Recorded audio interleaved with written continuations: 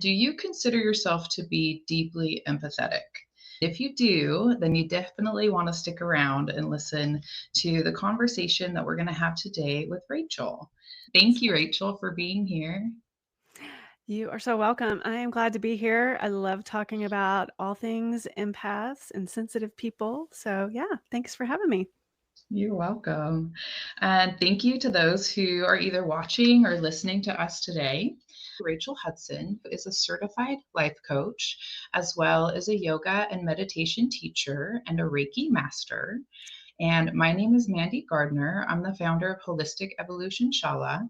I am a trauma informed Ashtanga yoga teacher, as well as a DBT skills coach. I teach women who are recovering from trauma how to stay calm so that they can overcome addiction and build supportive relationships. The role that radical acceptance can play when empaths, we often feel really powerless. Anybody who's sensitive or an empath, how would they use this radical acceptance? No, this is a great question. Yeah. So, yeah, it helps us to Like, let wow. go of the assumptions that we make because we make Ooh, these assumptions, yeah. right?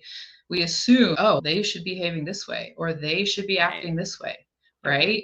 And we're assuming, we're making assumptions, we're making judgments, right? And so the radical acceptance really helps us to let go of that. Also, the expectations that we hold, because we can sometimes have these expectations. You're my mom, so you should be cooking Sure. my food and cleaning my bed or whatever, right? Or you're the wife and you should be making dinner every day. Or you're the husband and you should be paying all the bills. Like, these are these expectations, these assumptions that, are they correct? And are they serving the relationship? Are they serving you? Are they serving you in the way that you're behaving or communicating in your relationship? Because if you just assume that it's your job to take care of the car, and if you're making assumptions as far as, well, yeah, that's a good one. So my husband, he does change the oil. And if I just assume, like, oh, it's your job, you need to change the oil, right? Is he going to feel appreciated? Is he going to want to do that?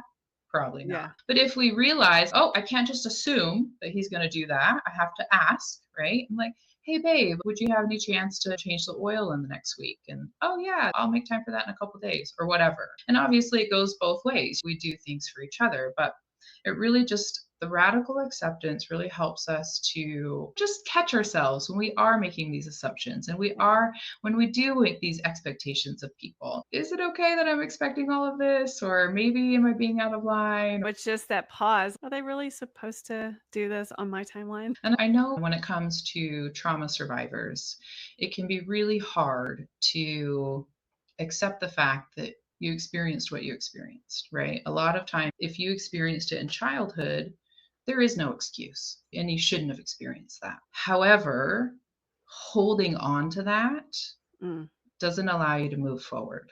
Holding on to this, that never should have happened and they never should have done that. Like, then it just keeps us stuck.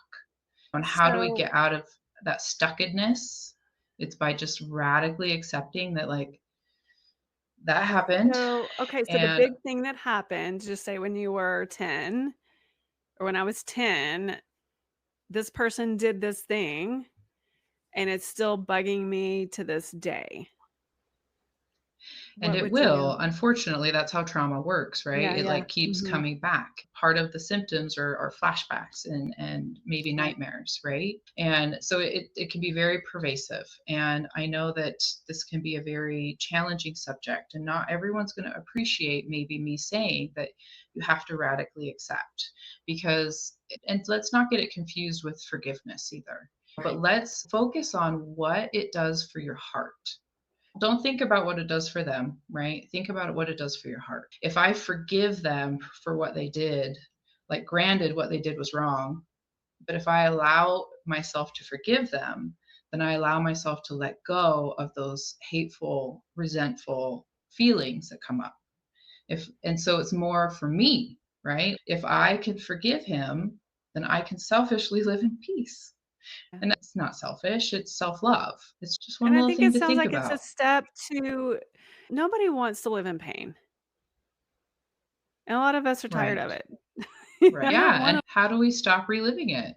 to move. Part of our internal heart to the core of our core has to just accept the fact that happened. And that helps to just ease the pain just a little bit. Like, obviously, it's not going to take it away, but it helps to ease it. That's been my experience anyway. At the very least, it's a layer Hmm. Yeah. of feeling not so terrible. But I think it's something that, just like with meditation or any other practice, once you practice it over and over, You you get better get, at it. and then those layers probably fall away. I'm guessing. Hmm. I've never done this Hmm. practice. It just sounds amazing. How How it long have you been goes. doing the DBT? I first learned DBT in 2020, so 4 years You now. did. This is a fascinating topic, I would love to share a little bit about Marsha Linehan. Dr. Marsha Linehan is the one who created Dialectical Behavior Therapy. And she does research and she's in the medical world, right? She has her psychology degree, but she also became a Zen master. And she pulled a lot of her concepts from what she learned from her becoming a Zen master.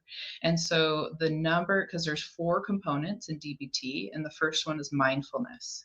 And that's a huge piece, right? And so I think it's so beautiful. It is being used in the world of psychology, but it's just this little bit of Eastern medicine that's trickling through. The Yeah. wonderful thing about Marsha is that she's been able to actually do the research to have the statistics to show that these things are actually really powerful and really beneficial. It takes it out of the woo-woo realm and makes it a real tangible tool, In a which is so real good. life kind of scenarios. Yeah, Yep. Yep. I love it. Wow. Awesome. Okay, people can hear more about this through, you have a YouTube channel? So my YouTube channel is Holistic Evolution Shala, and I do have a lot of videos on there that talk about DBT, and I would love for you to check them out. I really believe in my message, and I really believe that this will help women that struggle with the symptoms of trauma, such as trust issues, relationship issues, all these things that come with it. I really know that these things help. You can reach me at rachelkhudson.com, and your website is once again? It's holisticevolutionshala.com. Thank you so Oh, much, thank and you, Rachel. thank you.